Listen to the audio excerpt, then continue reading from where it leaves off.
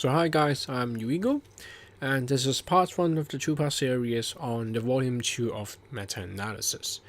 Now, meta-analysis is a series where I just talk about PvP characters and tell you what's in the meta right now, in Alliance tournament or in a timeline battle. This first part will be primarily on 3 characters, on Deadpool, on Wolverine, and on Nick Fury. The meta has definitely changed from last time, so this new video will probably help you. If you like it, like, subscribe, watch the next part, comment on it, fight over it, whatever you want. First character I want to talk about, Deadpool. A little bit update on him. Now since the last time, he actually got a uniform, the X-Force uniform, which makes him white. Now the uniform changes a little bit. It says they changed 4th skill, but no, there's just minor changes in those animations, so that's not an improvement. Now, in terms of PvP, the actual improvement is the uniform effect that he has. He has actually 10% more HP now compared to the previous one, and he has bonus 25% stat if you upgrade his uniform. And of course, with the additional stat line from uniform, you can actually match his dodge, or you can tweak around the Urus to have different kind of build. For a PvP build, Deadpool will still recommend the severe regeneration. Now, if you don't have severe regeneration, then an Obelisk will do fine as well. You have an immune guard break, recovery rate, invincible. That would be the best one. Now, actually, Deadpool isn't used as much in the last 2 Alliance tournaments, because with T3 Wolverine coming out, we're getting in favor of actually using Wolverine and of course T3 Thanos in Alliance tournament. Now, let's try to explain why that we do it. Deadpool, that's basically about it. He just has a minor upgrade from his uniform. He's still very good at PvP, good in timeline, but he's not the top 3 characters in Alliance tournament now. He's probably the 4th one, but he's getting less playtime in AT. This is due to T3 Wolverine's appearance. On to T3 Wolverine. Now, T3 Wolverine himself, he still have the characteristic of the old Wolverine that we used in AT a year or something ago, when X-Men starter just came out. And he's still very tanky with the new uniform. You have both of the previous 2 uniforms effects, being the 10% ignore defense and the 15% decrease to all damage. So you still have that. And of course, with uniform, you still have the stat lines that you can do. But Wolverine himself has a few advantage over Deadpool.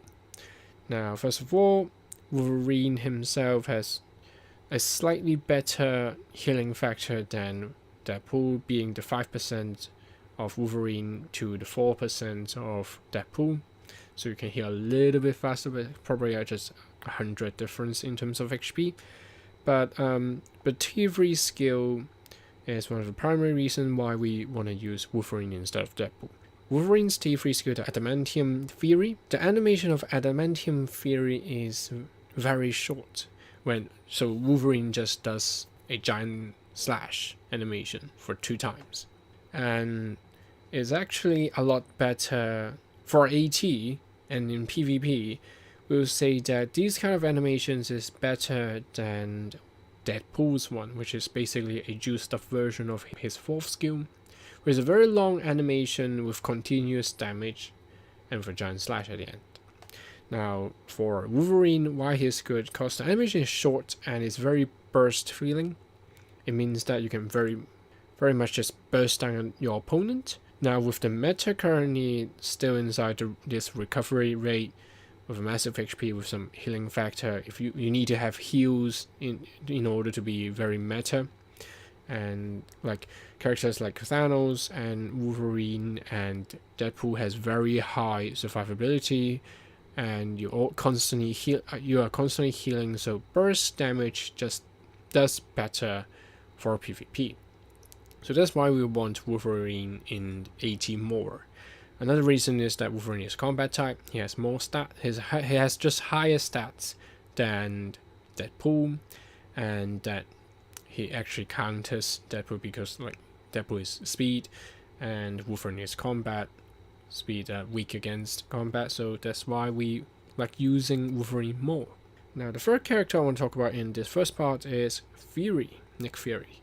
So why Nick Fury? So Nick Fury, like the character itself is pretty good, we all know that, but he's never a meta-worthy character if you just look at his skills effect. It is actually his T2 passive that we want inside a launch tournament. So the T2 passive of Nick Fury actually gives immunity to incapacitation.